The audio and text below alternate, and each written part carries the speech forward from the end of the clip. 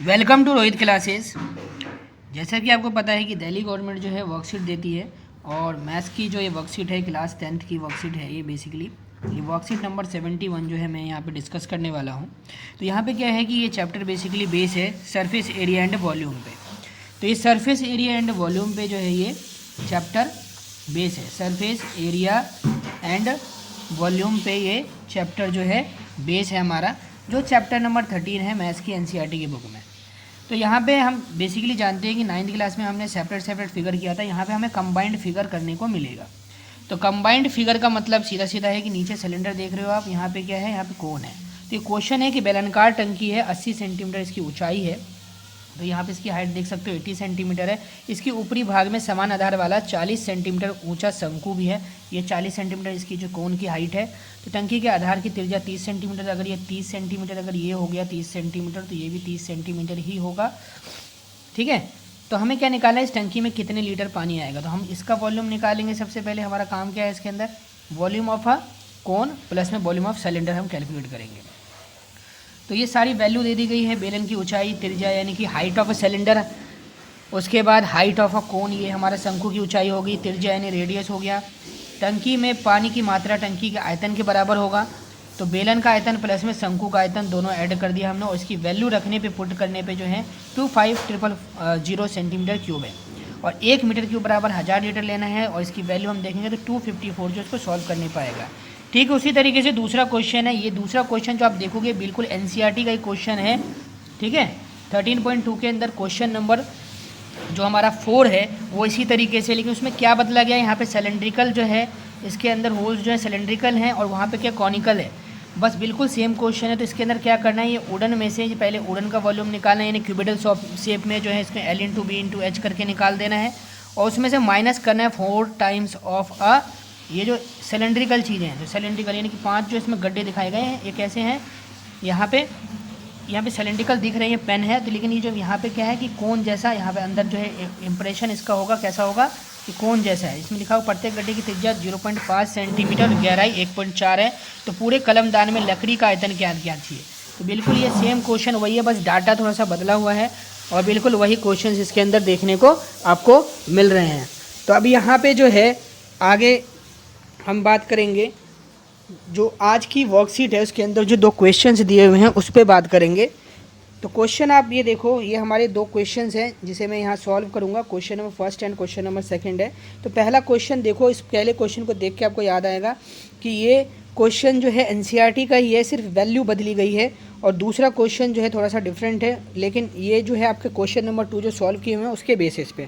पहला क्वेश्चन ये कहता है कि गुलाब जामुन में उसके आयतन की लगभग 30% चाशनी होती है। तो तेजिंदर 28 गुलाब जामुन खरीदे तो उसको कितनी चाशनी मिलेगी, और गुलाब जामुन का शेप होगा। तो अब गुलाब जामुन आपको समझना पड़ेगा। तो गुलाब जामुन क्या होता है, उसके अंदर हम उसका डायग्राम देखेंगे तो 2 स्फेरिकल एंड्स होते हैं, हेमिस्फेरिकल एंड, और साथ साथ में एक सिलेंड्रिकल पार्ट होता है। ये रहा हमारा गुलाब जामुन का शेप। ये क्वेश्चन नंबर 1 का सॉल्यूशन है। तो ये गुलाब जामुन है जो टोटल हाइट उसकी गुलाब जामुन की 5.6, और इसका हेमिस्फेरिकल यानी अर्ध गोलाकार जो है उसका व्यास कितना दिया था, वो 1.4 सेंटीमीटर है। तो जो अर्ध गोला का व्यास होगा वही सिलेंडर का व्यास होगा। तो दोनों का व्यास भी बराबर होगा, तो दोनों की त्रिज्या भी बराबर होगी। तो यहाँ से हमने उसकी त्रिज्या निकाल ली 1.4 को 2 से डिवाइड करके, तो ये हमारा 0.7 आया। उसके बाद हमने लेंथ या हाइट बोलो, तो 5.6 में से अगर हम उसको दोनों तरफ माइनस करेंगे, यानी 0.7 इधर से भी माइनस होगा, इस साइड से भी, ये दोनों तरफ से हमारा 0.7 माइनस करने पे 4.2 जो है हाइट आ जाएगी किसकी, सिलेंडर की। तो उसके बाद हम लेंथ निकाल लेंगे, और लेंथ में जो है 5.6 में से 0.7 प्लस में 0.7 यानी 4.2 सेंटीमीटर आ गया। वॉल्यूम ऑफ गुलाब जामुन क्या करेंगे, एक हमारा सिलेंड्रिकल पार्ट है उसका वॉल्यूम होता है πr²h, और जो दोनों तरफ हमारे हेमिस्फेरिकल जो लगे हुए हैं उसका क्या होता है 2/3 πr³ होता है, और 2 से मल्टीप्लाई कर देंगे। यहाँ से πr² कॉमन ले लिया, और ब्रैकेट में h + 4/3 आ रहा है हमारा। उसके बाद आगे सॉल्व करेंगे तो उसकी वैल्यू हमने ले ली है, 0.7 हमारा रेडियस था तो हमने इसको 7/10 लिख सकते हैं। उसको पूरा सॉल्व करने के बाद, अब पूरा इसका सॉल्व करोगे तो सॉल्व करने पे सबसे पहले हमने जो है वॉल्यूम किसका निकाला है, ये हमारा वॉल्यूम निकला है गुलाब जामुन का 1 का। फिर 28 गुलाब जामुन का हम निकाला, उसमें चाशनी 30% ही मिलेगी। तो टोटल चाशनी निकालने पे 30/100 करने पे हमारा जो आंसर आएगा 66.402 जो है हमारा इसका आंसर हो जाएगा। तो ये हमारा पहले क्वेश्चन का आंसर है। दूसरा क्वेश्चन ये है कि एक वुडन है जो क्यूबिडल शेप के अंदर है, जिसकी लेंथ है 15 लेंथ है, 7 ब्रेथ है और हाइट भी इसकी 7 है। तो हम सबसे पहले हम उसका वॉल्यूम निकाल लेंगे। उसके बाद इसमें बताया जा रहा है कि एक सिलेंडर उसमें से निकाला जा रहा है, ठीक है। एक सिलेंडर जो है दोनों तरफ आर पार निकाला जा रहा है, जिसका आपको डायमीटर दिया हुआ है 4.9, तो रेडियस क्या हो जाएगा 4.9/2, पॉइंट हटाएंगे तो 49/20 आ जाएगा। हाइट उसकी सिलेंडर की 15 सेंटीमीटर ही होगी, क्योंकि उसमें से उसकी लेंथ के बराबर जो है उसका सिलेंडर को काटा जाएगा। तो खिलौने का आयतन जो निकाला जाएगा वो क्या होगा कि वॉल्यूम ऑफ क्यूबॉइड माइनस में वॉल्यूम ऑफ सिलेंडर किया जाएगा। तो इस तरीके से 735 हमारा वॉल्यूम ऑफ क्यूबॉइड है, और उसमें से वॉल्यूम ऑफ अ सिलेंडर जो है उसको माइनस किया गया है।